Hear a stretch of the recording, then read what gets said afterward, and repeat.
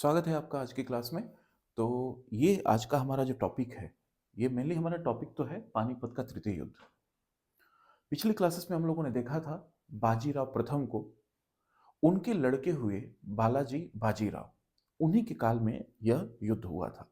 इसलिए हम लोग, चूंकि ये युद्ध बहुत ज़्यादा इंपॉर्टेंट है, कभी भी पूछ लिया जाता है पानीपत पानीपत का तृतीय युद्ध, थर्ड बैटल ऑफ पानीपत।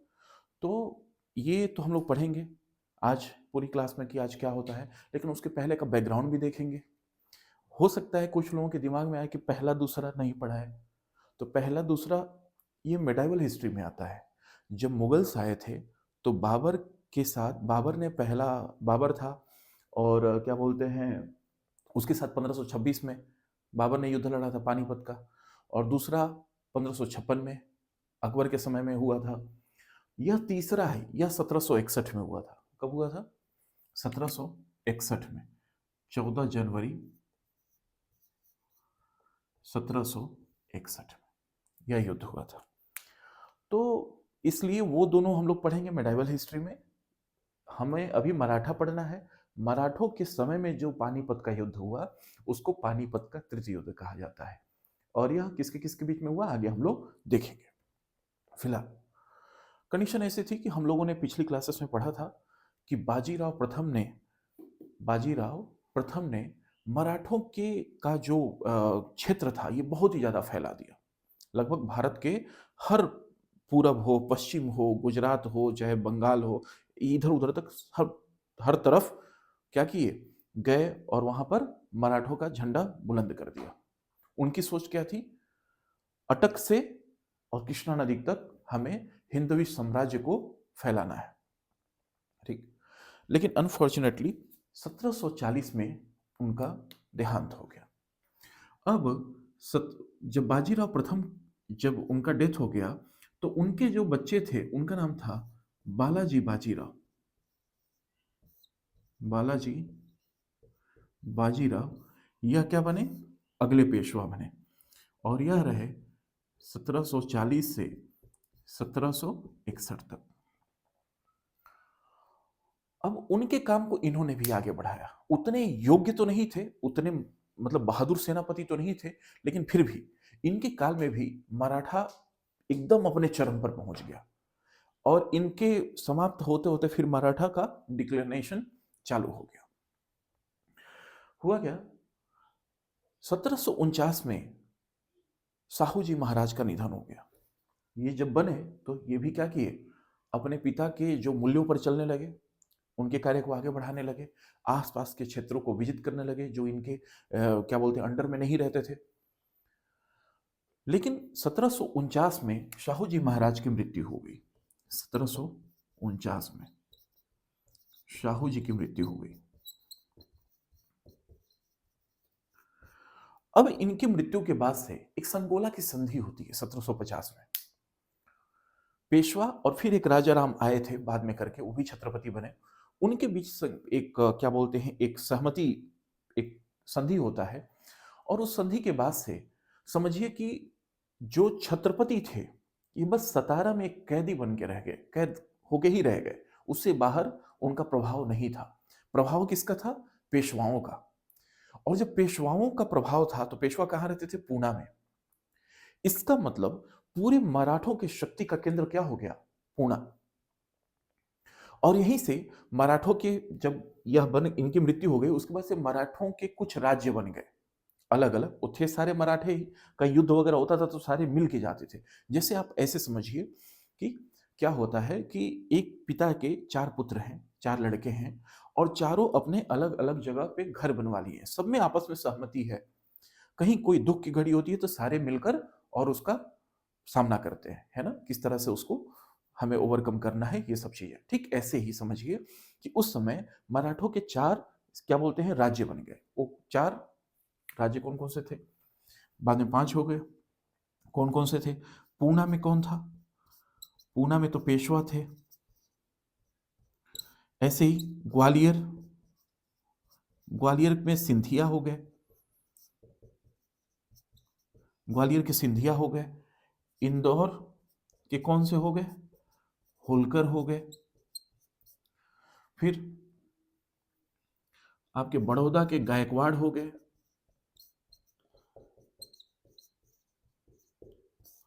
और नासिक के भोसले। ठीक, इनके अलावा चार, इनको लेकर पांच, ये क्या हो गए, मराठों के राज्य बन गए। अब ये जिस क्षेत्र में थे, अपनी ख्याति को, अपने शक्ति को और बढ़ाते हुए चले गए। आलम यह हो गया कि 1750 आते आते और 52 आते आते ये लोग मुगल बादशाह के यहाँ जाते थे और उनको गद्दी से हटा देते थे। 1752 में इन लोग क्या किए कि अहमद शाह, जो उस समय मुगल के जो हेड थे, उनसे क्या किए, उनको उनसे पूरा एक संधि कर लिए। संधि क्या है, एक तरह समझिए कि उनसे अधिकार ले लिए कि हर जगह का, पूरे भारत में जहां जहां उनका क्षेत्र है, वहां से हम लोग क्या लेंगे, चौथ वसूलेंगे। उन लोगों का समझिए कि इतना बड़ा उनकी शक्ति इतनी ज्यादा बढ़ गई थी। 1752 में ये हाल हो गया था।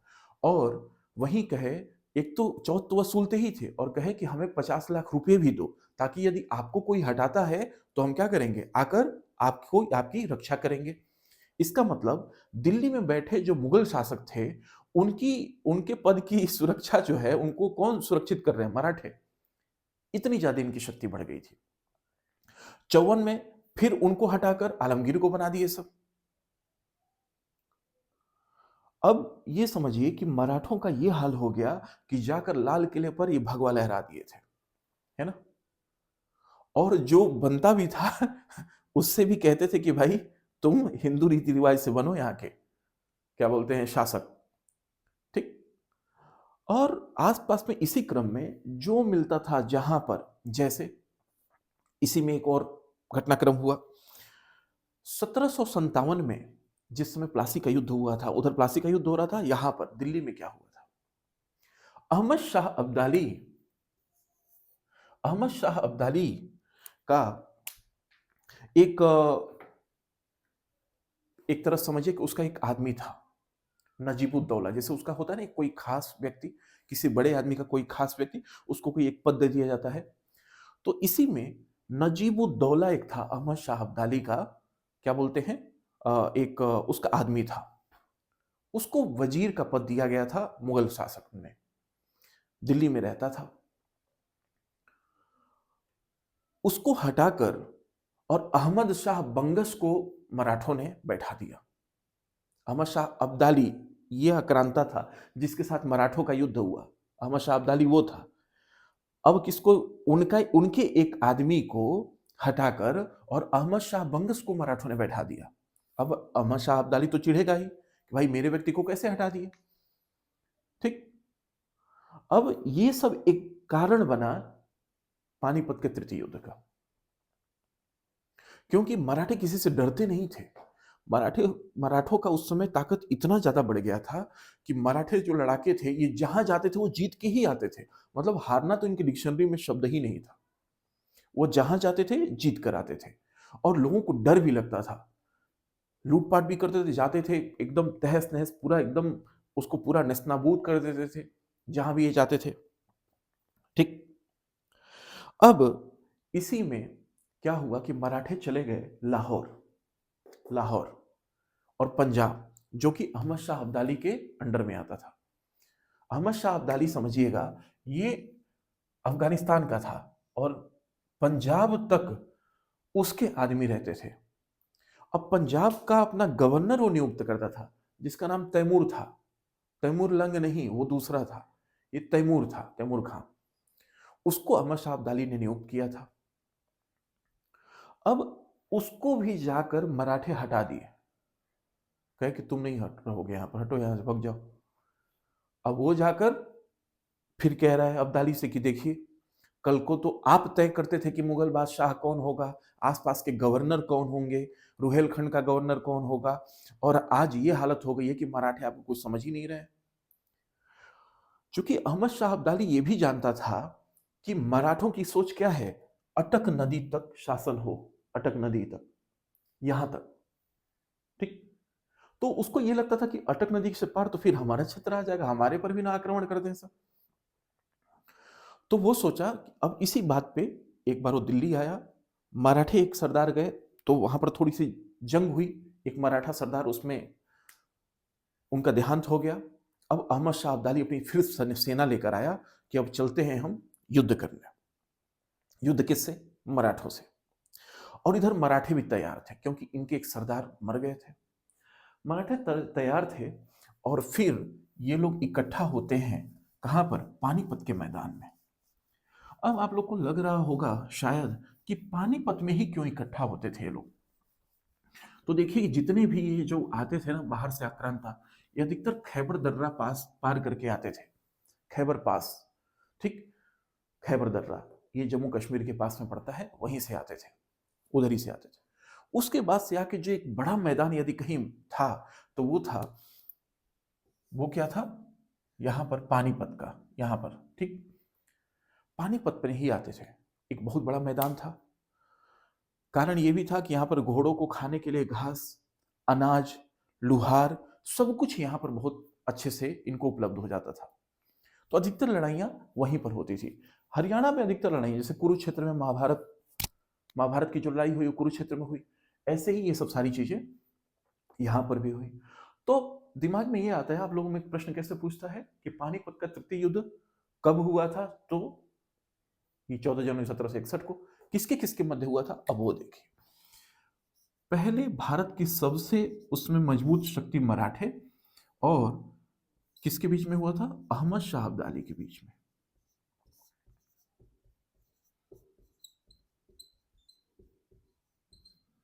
अहमद शाह अब्दाली के मध्य ये दोनों युद्ध हुआ था।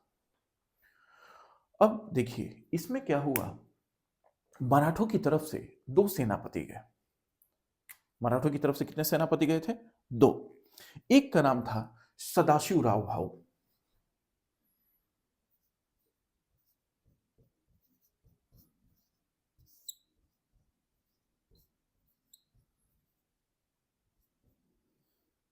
ठीक, और दूसरे का विश्वास राव भाऊ।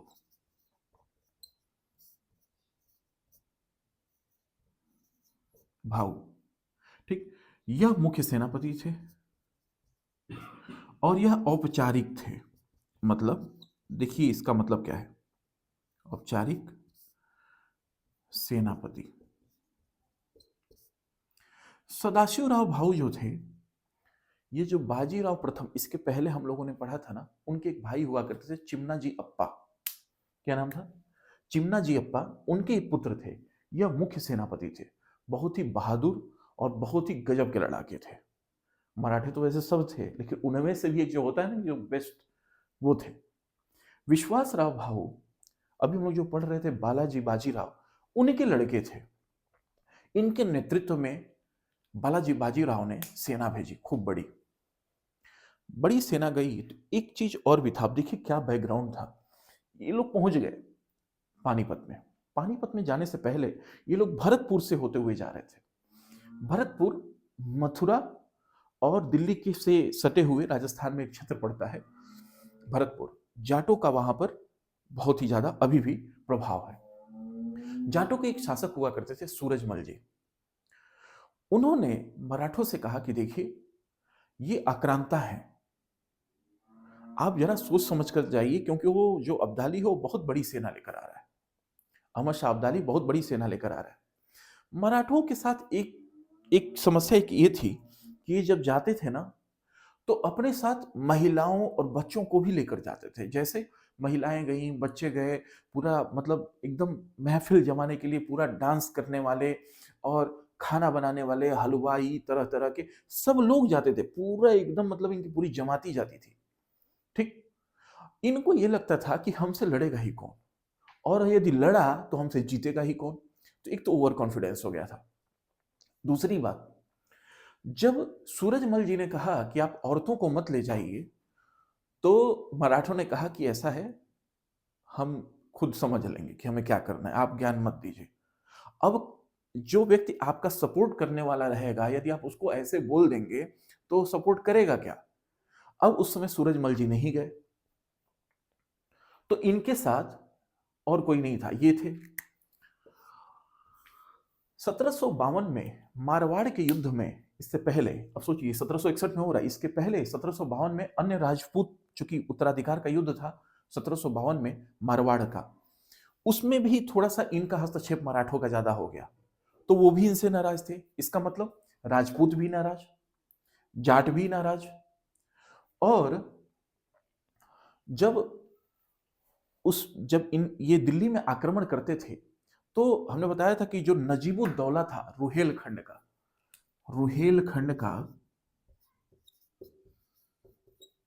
का सरदार था, नजीब उद्दौला,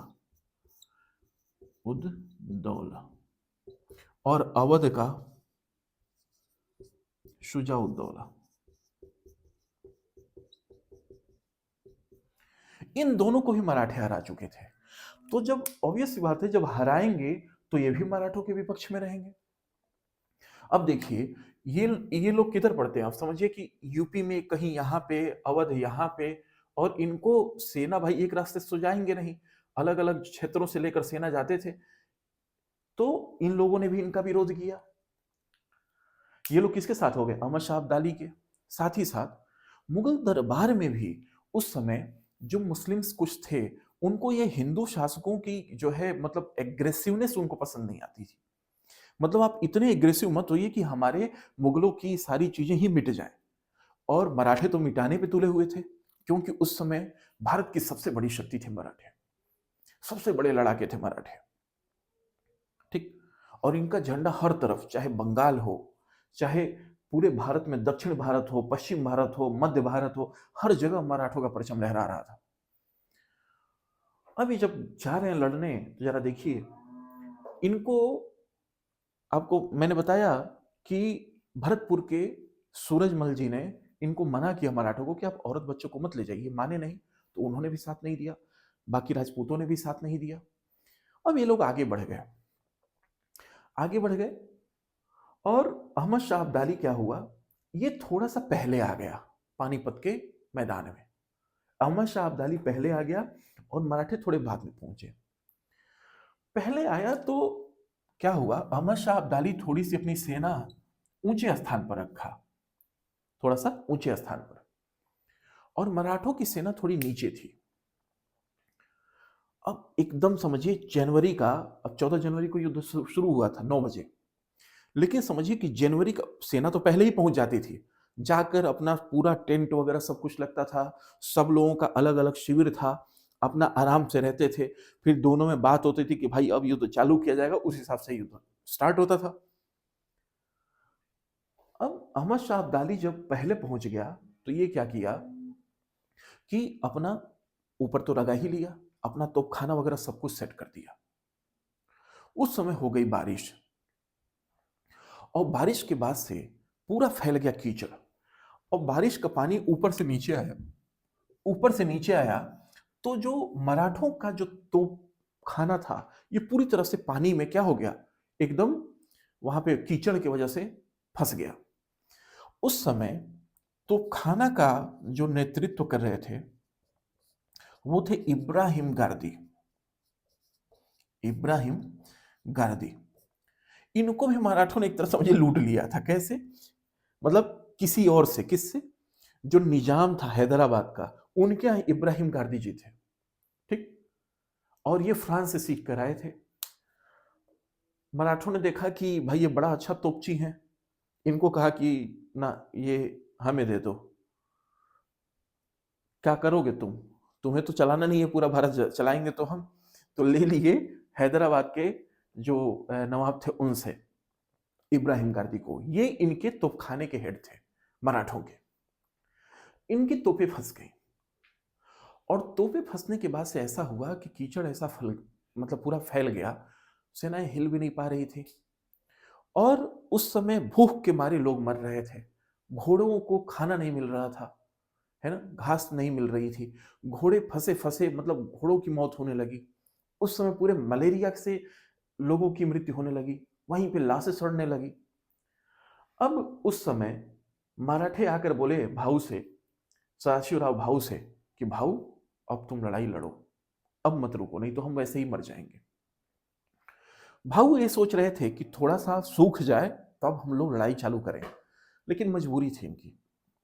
लड़ाई चालू की। शुरुआती लड़ाई में ये बहुत आगे लीड कर रहे थे, लेकिन चूंकि तोप खाना इनका काम नहीं कर रहा था और उस समय लड़ाई तोपों से हो रही थी। अब्दाली तो कड़ाबीन नाम की बंदूकें भी लाया था, जो ऊंटों पर रखकर और सीधे वो चलाई जाती थी। दौड़ते थे ऊंट तो अपने आप चल जाती थी, कड़ाबीन उनको कहा जाता था। मराठे कुल मिलाकर हारने लगे और हारे ऐसे कि इनके जो दोनों मुख्य सेनापति थे दोनों मर गए। एक तो मुख्य, दूसरा औपचारिक, मतलब जो उस समय के पेशवा थे उनके लड़के और उस पेशवा के ये भाई, एक तरह से दोनों मर गए। अब मराठों की तो सबसे बड़ी क्षति हुई। यहाँ की जो औरतें और बच्चे थे इनको अब्दाली के सैनिकों ने रेप किया, इनके स्तन काट लिए, इनको ले जाकर और अफगानिस्तान और इस तरह से वहां पर मुस्लिम उधर क्षेत्रों में ले जाकर इनको बेच दिए। टके के भाव में इनको बेचा गया था। महिलाओं को कान, नाक, आंख कई लोगों के निकाल लेते थे, जो लोग रजिस्टर करते थे उनका ये हाल हुआ था। कुल मिला जुलाकर मराठे बहुत बुरी तरह से वहां पर हार गए, है ना। इसके बारे में कहा जाता है कि सदाशिव, वो क्या बोलते हैं, जगन्नाथ सरकार कहते हैं कि शायद ही कोई महाराष्ट्र में कोई ऐसा परिवार रहा होगा जिसने कोई अपना एक संबंधी इसमें न खोया हो। ऐसा माना जाता है कि 28,000 के लगभग उस समय सैनिक मारे गए थे, है ना। और एक प्रॉब्लम और भी थी। क्यों इनकी हार हार का एक और कारण था। इन लोगों ने पूरी सप्लाई लाइन रोक दी मराठों की। जो महाराष्ट्र से रसद वगैरह आता उनको पूरा बीच में ही रोक दिया था। इन दोनों ने जो आता उनको पकड़ के पीटते, क्योंकि उनको पता था कि मराठों की मुख्य सेना तो वहां लड़ रही है, बाकी लोगों से तो हम लोग निपट ही लेंगे। बीच में लोग रोक देते थे, उनकी सप्लाई लाइन नहीं जाती थी। अब इसके कारण कोई मैसेज भी नहीं जाता था पूना के पेशवा के पास तक। हार गए ये लोग। उनको काफी दिन तक कोई कम्युनिकेशन ही नहीं हुआ पेशवा से कि आखिर में हमारी सेना गई है तो हो क्या रहा है, कहीं कोई खबर नहीं। एक व्यापारी घूमते घामते आया, तब उस उसको ले जाया गया दरबार में। पूछा गया कहां से हो, तो बोला मैं पानीपत की तरफ से आ रहा हूं। तो बोला कि बताओ वहां का क्या हाल है। तो उसने थोड़ा सा सांकेतिक भाषा में बताया कि 2 मोती समुद्र में विलीन हो गए, 22 सोने की मुहरें खो गई और तांबे और चांदी का तो पता गिनती ही नहीं है। इसका मतलब 2 मोती समुद्र में विलीन हो गए का मतलब ये 2 मोती जो 2 सेनापति थे ये दोनों समाप्त हो गए।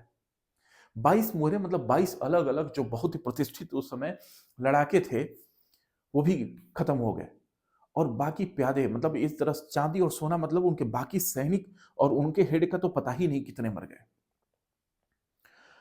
यह बात जब सुने बालाजी बाजीराव उस समय के पेशवा, उनकी तबीयत खराब हो गई और इस सदमे में उनकी मृत्यु हो गई। इसी सदमे में उनकी मृत्यु हो गई। यह समझिए कि यदि पानीपत का युद्ध, तृतीय युद्ध, यदि मराठे जीत जाते, हालांकि इतिहास में इस बात का जिक्र नहीं करना चाहिए कि यदि ऐसा हुआ होता तो क्या होगा होता, लेकिन इसके बारे में इतिहासकार कहते हैं कि यदि मराठे पानीपत का तृतीय युद्ध अगर जीत जाते तो अंग्रेज कभी भारत पर राज नहीं कर पाए रहते। क्योंकि यदि पानीपत का युद्ध मराठे जीतते तो दिल्ली में अगले शासक कौन होते, मराठे होते। और यदि मराठे होते तो इनकी शक्ति इतनी ज्यादा थी कि उस समय अंग्रेज पनप नहीं पाए रहते। इसलिए कहा जाता है कि पानीपत के युद्ध ने यह तय नहीं किया कि कौन राजा होगा, उसने यह तय किया कि कौन राजा नहीं होगा, मतलब मराठे तो नहीं ही बनेंगे। और पानीपत के युद्ध ने सबसे ज्यादा जो फायदा दिलाया वो किसको दिलाया, अंग्रेजों को। वो बहुत दूर थे, वो कहीं युद्ध में नहीं थे, लेकिन दूर रहते हुए भी अंग्रेजों को सबसे ज्यादा फायदा हुआ इस पानीपत के तृतीय युद्ध से, क्योंकि जो मराठे जो उस समय की सबसे बड़ी शक्ति थे वो हार गए थे। ठीक। तो ये सब बातें थी। अब इसके बारे में कई बार कारण हो पूछा जाता है कि आखिर क्या कारण थे कि मराठे हार गए। तो पहला आप ये कारण दे सकते हैं कि चूंकि मराठे प्रशिक्षित थे गुरिल्ला वार पद्धति में, यदि गुरिल्ला वार हुआ रहता तो शायद अब्दाली हार गया रहता, लेकिन ये फ्लैट था। फ्लैट, एक तो आमने सामने की लड़ाई लड़ रहे थे, दूसरा इनका तोप खाना बर्बाद हो गया था बारिश के कारण, तीसरा इनकी सप्लाई लाइन इन लोगों ने काट दी, चौथा इनको बाकी राजपूतों से, जाटों से और बाकी हिंदू राजाओं से सहयोग नहीं मिला जितना अब्दाली को बाकी मुस्लिम शासकों से और आसपास के क्षेत्रों से मिला। ठीक, तो ये सब कारण थे पानीपत में मराठों की हार के। अब इसमें कई बार क्वेश्चन पूछा जाता है, इसलिए ये पूछा जाता है, ऐसा नहीं कि इन दोनों के बीच में ये हो गया, हाँ हाँ, कि मराठे और अहमद शाह अब्दाली के बीच में, क्योंकि ये युद्ध बहुत ही निर्णायक युद्ध था। ये भारत का भविष्य तय करने वाला था और भारत का भविष्य तय कर ही दिया। मराठे हार गए और अंग्रेज यहाँ पर आकर फिर शासन अपना जमा लिए धीरे धीरे, क्योंकि बहुत बड़ी शक्ति थे। तो ये सब चीजें आपसे पूछी जाती हैं, तो इसको थोड़ा सा ध्यान में रखिएगा कि कब हुआ था, किसके बीच हुआ था, उसमें मराठों के मुख्य सेनापति कौन थे, औपचारिक सेनापति कौन थे। जब पानीपत का तृतीय युद्ध हुआ तो उसमें तोपखाना का नेतृत्व, मराठों की तोपखाना का नेतृत्व कौन कर रहा था, इब्राहिम गारदी कर रहा था। तो यह सब चीजें कई बार पूछी जाती है एग्जाम में, तो आप ध्यान में रखिएगा। ठीक, अब ऐसे ही आगे हम लोग अगली क्लास में जो जितने बाकी पेशवे हैं कोशिश करेंगे हम लोग उनको कंप्लीट करें, और उसके बाद से फिर उसके अगले क्लास में हम लोग देखेंगे कि आंग्ल और मराठों के बीच जो युद्ध होता है, अंग्रेजी सत्ता को स्थापित करने के क्रम में जो युद्ध होता है, वह किस तरह से अंग्रेज उसमें अंग्रेजों मराठों को हराते हैं और अपना सत्ता दक्षिण भारत में भी फैला लेते हैं। ठीक, तो आज के लिए इतना ही। Thank you so much.